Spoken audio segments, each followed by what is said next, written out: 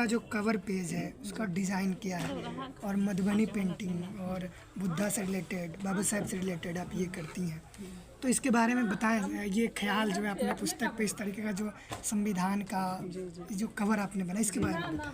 जी जब मैंने आपको बताया था कि मैं जब पापा ये बुक लिख रहे थे तो उस पूरे क्रम में पापा क्या क्या लिख रहे हैं बुक में और वो हम लोग चर्चा करते थे, उनसे मैं सुनती थी कि आप क्या लिखा आज आपने। तो उस क्रम में उनका ये भी बात हो रही थी कि क्या बुक कवर क्या होना चाहिए। तो और वो चाहते थे, पापा चाहते थे कि मैं बनाऊं उनका बुक कवर।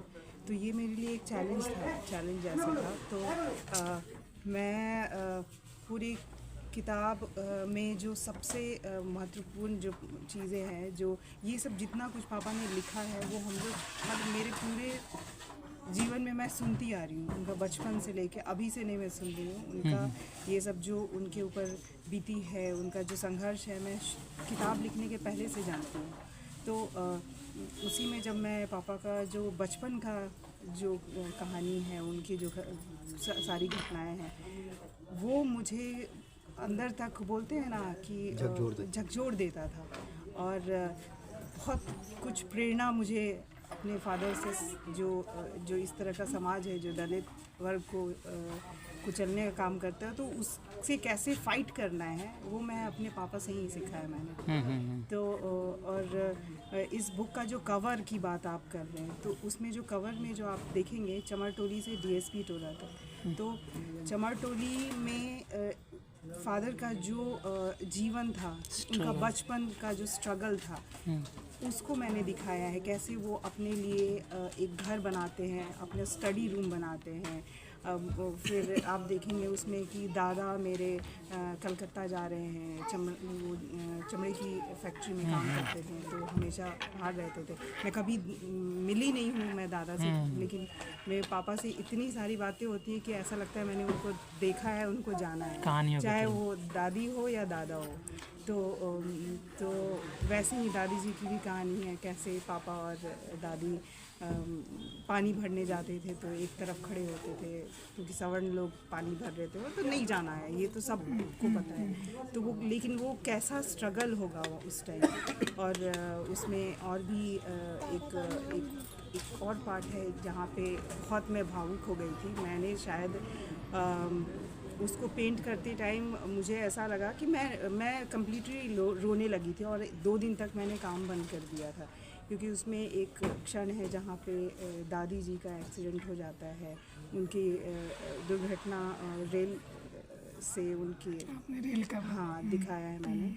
तो वो जो जब मैंने बनाया था तो वो मतलब ये जो कवर है वो पूरी तरह से मैं बोलती हूँ उसके अंदर घुस के मैंने काम किया है। जिस तरह से मेरे पापा काम करते हैं वैसे ही मैंने किया। आप वो सुन रहे थे कि बाबा साहब और बुद्धा से रिलेटेड आप कुछ पेंटिंग करने वाले हैं, मेरा तो वो बताया कि ये ख्याल आपको बाबा साहब से रिलेटेड, बिकॉज हमारे देश में ये कल्चर नहीं है कि बुद्धिज़्म को लेकर या बाबा साहब से रिलेटेड, तो आप एक रेयर केस में ये कर रही हैं, तो इसके बारे में बताएं। मैं जब पेंटिंग करना शुरू किया था, मधुबनी पेंटिंग कर रही थी, तो जब मैं सीख रही थी, तो आप जानते हैं मधुबनी आर्ट फॉर्म में ज़्यादातर जो हिंदू माइथोलॉजी से उठ के जो काम होता है, राधा कृष्ण हुआ या फिर रामलीला हुआ या जो भी है, उसमें सब कुछ बनता है। बट कहीं भी आपने बुद्ध की ज़मीन है, ये धरती है बुद्ध की, कभी आपने बुद्धा की स्टोरी नहीं देखी होगी मधुबनी आर्ट फॉर्म में।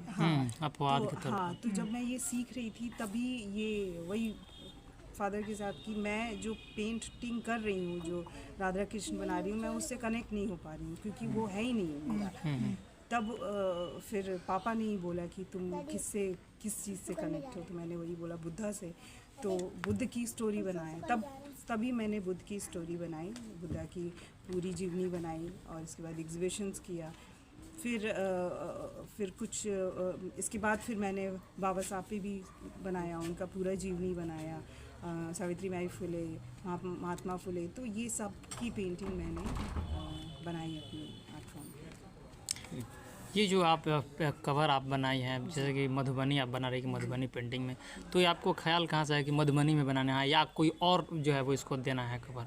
ऐसा है ना कि मैं इतना सारा जैसे अपने समाज के जो महापुरुष हैं उनका संघर्ष मैं अपने पेंटिंग के थ्रू बताती हूँ। तो चाहे वो बाबा साहब हों या सावित्रीबाई फुले हों, तो उनका जो संघर्ष है और उनसे क्या प्रेरणा मिलती है वो मैंने अपनी कला में दिखाया है। अभी से नहीं, मैं 10-12 साल हो गए। तो अब ये बुक की बात आई तो उस बुक में भी मैंने मधुबनी आर्ट फॉर्म को ही चुना और उसको के थ्रू मैंने पूरी स्टोरी छोटे से एक पेज में ही बनाना था, चैलेंज था। बट हाँ कि पूरा चमरटोली जो बैकग्राउंड में आप देख रहे हैं वो चमरटोली है और कोई पानी भर रहा है, कोई जो ईंटा लेकर संविधान कर रहा है। आप देख रहे हैं वो डीएसपी टोला में कैसे जी change बिल्कुल, कर मेरा दिया है। सवाल यही था कि जी, इसमें जी। संविधान आपने इनपुट किया है, जी, वो उसका क्या मकसद है?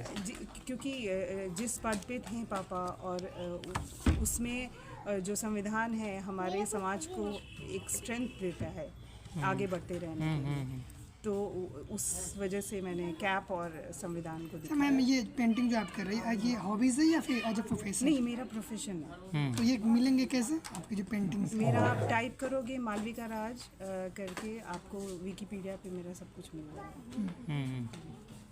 ओके मैम, चलिए, बहुत बहुत धन्यवाद आपका Thank you. For talking to.